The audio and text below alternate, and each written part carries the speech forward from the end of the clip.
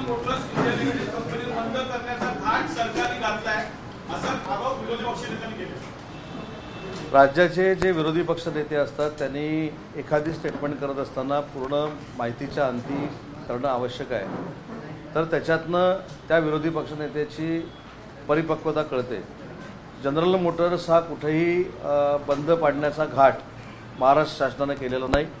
General Motors ही जी company आहे ती Hyundai कंपनीनं स्वतःच्या ताब्यामध्ये घेतलेली आहे आणि त्या ठिकाणी जनरल मोटर्सच्या ऐवजी हुंदाई कंपनीचा कारखाना कारचा सुरू होतोय। दुसरी महत्त्वाची गोष्ट की विरोधी पक्षनेते असं म्हणाले की 3500 कर्मचाऱ्यांचा काहीतरी आंदोलन चालू आहे, उपोषण चालू आहे, ती देखील माहिती त्यांची खोटी आहे। 800 ते 1000 कामगारांच्या संदर्भातला आंदोलनाचा भाग आहे आणि आताच तिथले आमदार सुनील शेळके हे आत्ता 5 मिनिटांपूर्वी मला भेटून गेलेले आहेत। उद्या 4 वाजता जनरल मोटर्सच्या कर्मचाऱ्यांच्या बाबत प्रातिनिधिक चर्चा करण्यासाठी कामगार विभागाचे अधिकारी, माझ्या विभागाचे अधिकारी यांची बैठक आयोजित करण्यात आलेली आहे। त्याच्यामुळे मला काही लोकांना विनंती करायची आहे की माहिती घेऊनच काही लोकांनी बोललं पाहिजे। जनरल मोटर्स हा जो प्रकल्प होता तो हुंदाईनं घेतलेला आहे आणि 3500 कर्मचाऱ्यांचा हा प्रश्न नाही, 800 ते 1000 कर्मचाऱ्यांचा प्रश्न आहे आणि त्याच्यासाठी उद्या बैठकीचं आयोजन केलेलं आहे। क्या आप अपने माता पिता बनने का इंतजार कर रहे हैं? आज ही 7825893602 पर कॉल करें। ओएसिस फर्टिलिटी के कम लागत वाले IVF उपचार की सहायता से अपना सपना पूरा करें और सभी को खुशखबरी दें। सर दुसरीकडे पाहायला गेलं तर दादा पक्षाचे नेते दादा भुसे ललित जे प्रकरण आहे ड्रग्स प्रकरण पुण्यामधलं, त्या प्रकरणामध्ये ललित पाटील यांना ससून रुग्णालयामध्ये ऍडमिट करण्यासाठी दादा भुसे यांचा फोन केला, असा गंभीर आरोप सुषमा अंधारे यांनी केला।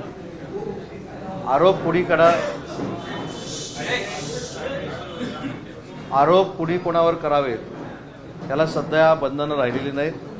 त्याच्यामुळे दादासाहेब भुसे हे मंत्रिमंडळातील अतिशय सक्रिय कार्यक्षम मंत्री आहेत आणि त्यांना बदनाम करण्याचा हा डाव असावा।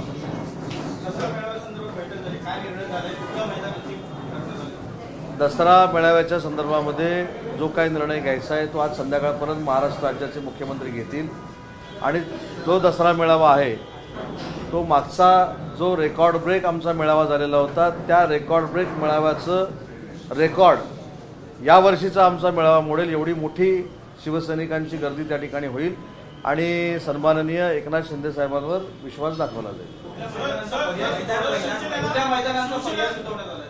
मी मगाशी असं सांगितलं की पर्याय सगळे जे आहेत ते मुख्यमंत्र्यांकडे गेलेले आहेत, ते आता चर्चा करून त्याच्यातलं मैदान सांगतील आणि त्याच्यानंतर दसऱ्याचा मेळावा फार मोठ्या पद्धतीनं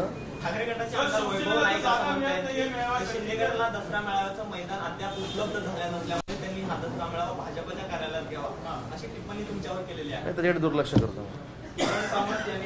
अशा गोष्टींना उत्तर देत नाही। किरण सामंत यांनी त्यांच्या व्हॉट्सअप डीपीवरती मशालचं चिन्ह केलं होतं, त्यावर वाद निर्माण झालेला आहे। दीपक केसरकर यांनी देखील कमेंट केलेली आहे की तो वाद, मला असं वाटतं की वाद काही निर्माण झालेला नव्हता, तो वाद संपलेला आहे, आता निर्माण करण्याची काही आवश्यकता नाही। आणि म्हणून मला असं वाटतं की मी त्याचं उत्तर देखील दिलेलं आहे की पक्षाच्या पलीकडे जाऊन आमचं कुटुंब एकत्र बसून आम्ही निर्णय घेतो। त्याच्यामुळे शिंदे साहेबांसोबत येत असताना आम्ही सगळ्यांनी मिळून निर्णय घेतलेला आहे, कोणाच्याही मनात शंका असण्याचं कारण नाही। मी ज्यावेळी त्यांच्याशी चर्चा केली त्यावेळी त्यांनी मला सांगितलं की हे चिन्ह ठेवल्यानंतर खरे कोण आपले आहेत आणि परके आहेत हे कळणार आहे आणि तशी यादी तयार आहे। राज ठाकरे यांच्या टोल संदर्भात घेतलेल्या भूमिकेला विरोधी पक्षनेते जे वडेट्टीवार यांनी समर्थन दिलेलं आहे। नाही, समर्थन म्हणण्यापेक्षा टोलच्या बाबतीतले 2 प्रकार आहेत। एक राज्य शासनानं जे रस्ते बांधलेले आहेत त्याच्यावरचा टोल आणि दुसरे राज्य शासन आणि उद्योजक यांनी एकत्र येऊन बांधलेले टोल, म्हणजे रस्त्याचा टोल, असे 2 प्रकार आहेत। त्याच्यामुळे उद्योजकांनी बांधलेले जे टोल आहेत, रस्ते आहेत, त्यांची टोल माफी जर करावी लागली तर त्याला भुर्दंड हा शासनाला द्यावा लागेल त्या उद्योजकाला। तो किती आहे, काय आहे याच्यावर चर्चा होऊन मला असं वाटतं की काही दिवसामध्ये स्वतः मनसे प्रमुख राज ठाकरे साहेब सीएम साहेबांना भेटणार आहेत, त्याच्यानंतर योग्य तो निर्णय होईल।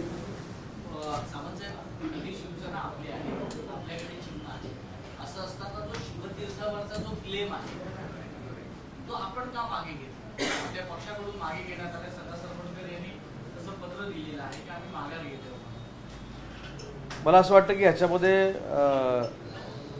राजकारणाची मॅच्युरिटी दिसते की एखाद्या संघटनेमध्ये जर काही बदल झालेले असतील आणि त्या बदलामुळे सर्वसामान्य शिवसैनिक सफल होणार असेल म्हणून हा निर्णय घेतलेला असेल, कोणाला घाबरून. कारण शिवाजी पार्कपेक्षा 10 पट गर्दी ही मागच्या वर्षी BKCला आपण सगळ्यांनी बघितलेली आहे. त्याच्यामुळे आता जिथं मेळावा होईल तिथं मागच्या वर्षीपेक्षा दुप्पट गर्दी असेल.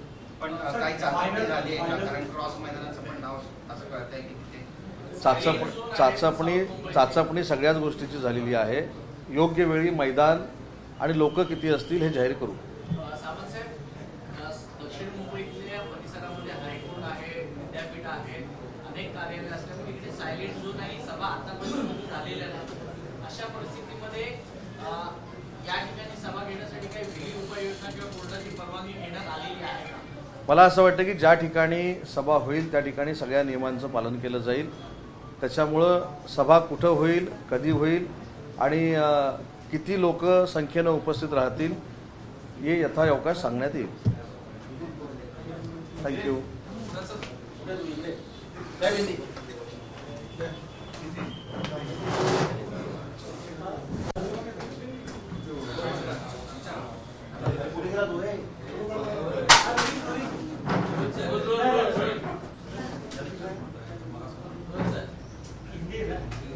विचारो ना,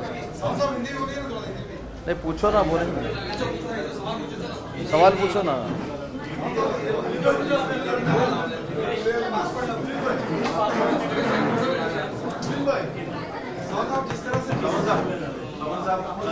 सरकार ने एक बड़ा फैसला किया है कि जैसे कि काशी कॉरिडोर हुआ या फिर दूसरे कॉरिडोर डेवलप हो रहे, वैसे तीर्थ क्षेत्र दक्षिणेश्वर और बर्डी वैद्यनाथ, उसके अलावा सप्तशृंगी माता का जो तीर्थस्थल है वो डेवलपमेंट करने के लिए करीबन 5.5 करोड़ का फंड दिया है.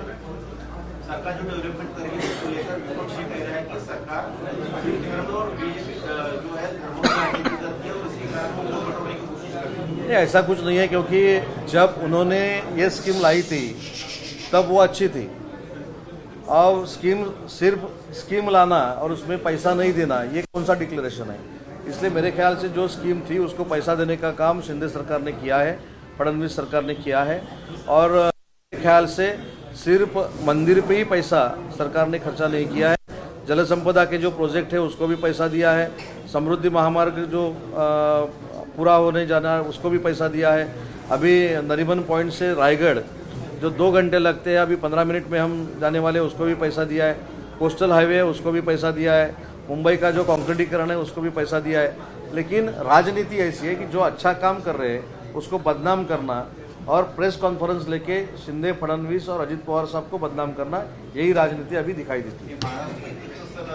पर्यटकों को, श्रद्धालुओं को सुविधा मिल रही है तो उसमें विपक्ष को क्यों ऐसा डर सता रहा है कि इसके बिंदु और जो है उनके पास नहीं, ये तो डर है. आपको पता है कि राम मंदिर का लोकार्पण 16 भी मेरे ख्याल से जनवरी में है. उसके बारे में भी बयानबाजी की गई. जो खुद ने नहीं किया वो भी शिंदे, फडणवीस, पवार सरकार कर रहा है. ये दुख मन में है, बाकी कुछ नहीं.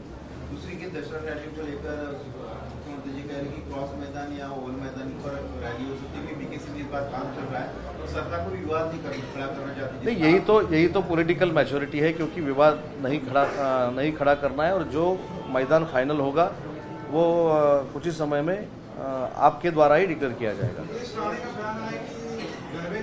आधार कार्ड देखकर दिया जाए, नवजियाद जैसे नहीं, क्या होता है कि हम भी सब प्रवक्ते हैं, लेकिन हर एक प्रवक्ता जो बात कहता है वो उसका इंडिविजुअल मत रहता है, वो पार्टी का मत नहीं रहता. और उनके बारे में जो बयान उन्होंने दिया उसके बारे में मैंने देखा भी नहीं है, सुना भी नहीं है. सुनने के बाद ही उसके बयान देना अच्छा रहेगा. साहेब, मराठीमध्ये ज्या पद्धतीनं आरोप केले जातात ठाकरे गटाकडून, थेट आरोप नेत्यांवर, मंत्र्यांवर, तुमच्यावर पण उद्धव ठाकरेंनी आरोप केले, आता दादा भुसेंवर आरोप करतायत. ही रणनीती ठरते असं वाटतं. पण मला असं वाटतं की सत्य हे कधीतरी बाहेर येतं ना. जसं माझा खर्च कोणी केला, माझा खर्च कोणी केला, माझा खर्च कोणी केला, 8 दिवस बोंबाबोंब करून ज्या दिवशी माझा खर्च कोणी केला हे साबित झालं, बंद झालं ना सगळं. त्याच्यामुळे मला असं वाटतं. मागासचं उदाहरण, जनरल मोटर बंद करण्याचा घाट घातलेला आहे. काय संबंध जनरल मोटर बंद करण्याचा घाट घातलेला आहे. त्याच्यामुळं आरोप करत असताना, प्रत्यारोप करत असताना पहिली माहिती घेतली पाहिजे. तर दुर्दैवानं असं आहे की महाराष्ट्राच्या पारंपरिक राजकीय कारकिर्दीमध्ये जे विरोधी पक्षनेते होते त्यांनी जसा अभ्यास केलेला आहे किंवा विरोधी पक्षात जे कोण होते त्यांनी जसा अभ्यास करून काही गोष्टी केलेल्या आहेत त्याचा आदर्श काही लोकांनी केलं पाहिजे आणि स्वतःचं आत्मचिंतन केलं पाहिजे. आमदारांच्या आरोपामध्ये गंभीर वाटतं. तर त्याचं उत्तर मी दिलं ना. आज परिस्थिती अशी आहे की सकाळी उठून कोणावरही आरोप प्रत्यारोप करणं, कोणालाही बदनाम करणं, कोणालाही वैयक्तिक पातळीवर बोलणं ही एक फॅशन बनलेली आहे आणि म्हणून जे ह्या फॅशनमध्ये बोलतात त्यांना त्यांचं लक्ष लाव. को लेकर राजनीति हो रही है, जो राष्ट्रपति ने जो मांग उठाई उसको समर्थन कराया गया कि बीजेपी शिवसेना सरकार ने टोल मुक्ति का वादा किया था लेकिन उस पर अमल नहीं कर रही है. नहीं, उसके बारे में खुद देवेंद्र जी ने बयान दिया है और मेरे ख्याल से राज साहब भी कुछ दिनों में सीएम साहब को मिलने वाले हैं, ऐसे मैंने देखा या सुना है. तो मेरे ख्याल से जो कुछ अच्छा निर्णय रहेगा महाराष्ट्र की जनता के लिए वो मुख्यमंत्री और दोनों डेप्यूटी सीएम करेंगे.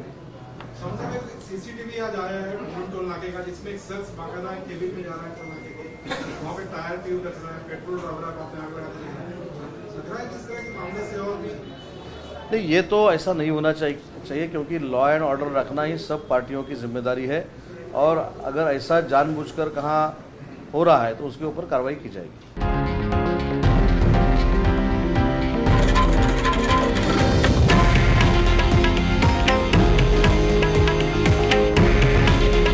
हे आहे देशातील नंबर 1 न्यूज नेटवर्क आणि आपण पाहत आहात TV9 मराठी. काळजी तुमची, हित महाराष्ट्राचं.